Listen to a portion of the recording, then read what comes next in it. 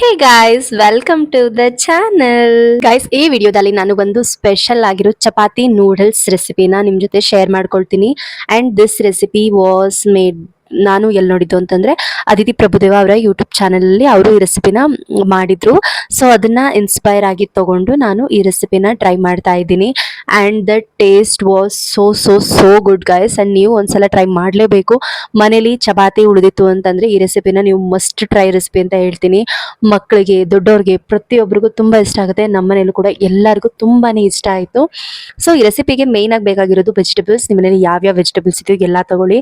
ನಾನಿಲ್ಲಿ ಈರುಳ್ಳಿ, capsicum, carrot, ಹಾಗೆ ಬೀಟ್ರೂಟ್, ಆಲೂಗೆಡ್ಡೆ, ನಿಮ್ಮ ಹತ್ರ ಪಂಪ್ಕಿನ್ ಇದ್ರೆ ಪಂಪ್ಕಿನ್ ತಗೋಬಹುದು. ಹಾಗೆ ಸ್ವೀಟ್ ಪೊಟ್ಯಾಟೊ, ಏನೇನು ವೆಜಿಟೇಬಲ್ಸ್ ಇರುತ್ತೋ ಅದನ್ನೆಲ್ಲನೂ ಕೂಡ ನೀವು ಯೂಸ್ ಮಾಡ್ಕೊಳ್ಬಹುದು. ಎಲ್ಲನೂ ಕೂಡ ನಾನು ಉದ್ದುದ್ದಕ್ಕೆ ಹೆಚ್ಚಿಟ್ಕೊಂಡಿದ್ದೀನಿ. ಯಾಕಂತಂದ್ರೆ ನೂಡಲ್ಸ್ ಅಲ್ವಾ, ಚಪಾತಿನೂ ನಾವು ಉದ್ದುದ್ದಕ್ಕೆ ಕಟ್ ಮಾಡ್ಕೋಬೇಕು. ಇದು ಉದ್ದುದ್ದನೇ ಇದ್ರೆ ನೋಡಕ್ಕೂ ಚೆನ್ನಾಗಿರುತ್ತೆ, ತಿನ್ನೋದಕ್ಕೂ ಚೆನ್ನಾಗಿ ಅನ್ಸುತ್ತೆ ಅಂತ ಹೇಳ್ಬಿಟ್ಟು ಚಪಾತಿನ ಈ ತರ ರೋಲ್ ಮಾಡ್ಕೊಂಡು ನೀವು ಕತ್ರಿಯಲ್ಲಿ ಈ ತರ ಕಟ್ ಮಾಡ್ಕೊಂಡ್ರೆ ನಿಮ್ಗೆ ಉದ್ದ ಉದ್ದ ಚಪಾತಿ ನೂಡಲ್ಸ್ ರೆಡಿ ಆಗುತ್ತೆ.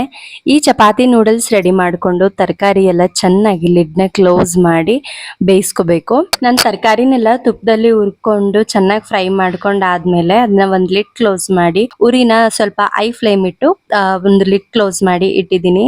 ಅಷ್ಟರಲ್ಲಿ ನಾನು ಚಪಾತಿ ನೂಡಲ್ಸ್ ರೆಡಿ ಮಾಡ್ಕೊಂಡು ಅಷ್ಟರಲ್ಲಿ ತರಕಾರಿ ಎಲ್ಲ ಚೆನ್ನಾಗಿ ಬೆಂದಿರುತ್ತೆ. ಆಕ್ಚುಲಿ ತುಂಬಾ ಜಾಸ್ತಿನೂ ಬೇಯಬಾರ್ದು, ತುಂಬಾ ಕಡಿಮೆನೂ ಬೇಯಬಾರ್ದು. ಕರೆಕ್ಟ್ ಕನ್ಸಿಸ್ಟೆನ್ಸಿಯಲ್ಲಿ ನೀವು ಒಂದು 5 to 10 ಮಿನಿಟ್ಸ್ ಬಿಟ್ರೆ ಸಾಕು, ಚೆನ್ನಾಗಿ ತರಕಾರಿ ಎಲ್ಲ ಬೇಯ್ಕೊಳ್ಳುತ್ತೆ. ನೆಕ್ಸ್ಟ್ ನಾವು ಆ ತರಕಾರಿ ಎಲ್ಲ ಬೆಂದಿರೋದಕ್ಕೆ ಚಿಲ್ಲಿ ಪೌಡರ್, ಧನಿಯಾ ಪೌಡರ್, ಸಾಂಬಾರ್ ಪೌಡರ್ನ ಹಾಕಿ ಒಂದು ಮಿಕ್ಸ್ನ ಕೊಟ್ಟು ಅದಕ್ಕೆ ಹುಣಸೆ ರಸ ಹಾಕೋಬೇಕು. ಹುಳಿಗೆ ನೀವು ಅಂಗಡಿಯಿಂದ ತಂದಾದ್ರೂ ಯೂಸ್ ಮಾಡ್ಕೋಬಹುದು, ಅಥವಾ ಮನೇಲೆ ಹುಣಸೆ ಹಣ್ಣಿದ್ರೆ ಸ್ವಲ್ಪ ಅದನ್ನೇ ನೆನೆಸ್ಬಿಟ್ಟು ಅದ್ರ ರಸ ಹಾಕಿದ್ರು ಆಯ್ತು. ಹುಣಸೆ ರಸ ಹಾಕಿದ್ಮೇಲೆ ರುಚಿಗೆ ಎಷ್ಟು ಬೇಕೋ ಅಷ್ಟು ನೋಡ್ಕೊಂಡು ಸಾಲ್ಟ್ ಹಾಕಿ ಟೊಮ್ಯಾಟೊ ಕೆಚಪ್ಪು, ಮಯೋನೀಸ್ ಹಾಕಿ ಚೆನ್ನಾಗಿ ಮಿಕ್ಸ್ ಕೊಟ್ರೆ ಚಪಾತಿ ನೂಡಲ್ಸ್ ರೆಡಿ ಆಗುತ್ತೆ. ಫುಲ್ ವೆಜಿಟೇಬಲ್ಸ್ ಇರುತ್ತೆ, ತುಂಬಾನೇ ಟೇಸ್ಟಿ ಆಗಿರುತ್ತೆ. Must try recipe. ನಾನು ಫಸ್ಟ್ ಟೈಮ್ ಮಾಡಿದಾಗ ಬೀಟ್ರೋಟ್ ಹಾಕಿರೋದ್ರಿಂದ ಕಲರ್ ಅಂತೂ ಸಖತ್ತಾಗಿ ಕಾಣುತ್ತೆ. ಸೊ ನೀವು ಈ ರೆಸಿಪಿನ ಟ್ರೈ ಮಾಡಿ, ಹಾಗೆ ಹೇಗಿತ್ತು ಅಂತ ಹೇಳಿ ಕಮೆಂಟ್ ಸೆಕ್ಷನ್ ಅಲ್ಲಿ ತಿಳಿಸೋದನ್ನ ಮರಿಬೇಡಿ. Thank you for watching Dhani vlogs. Lots of love guys. Bye.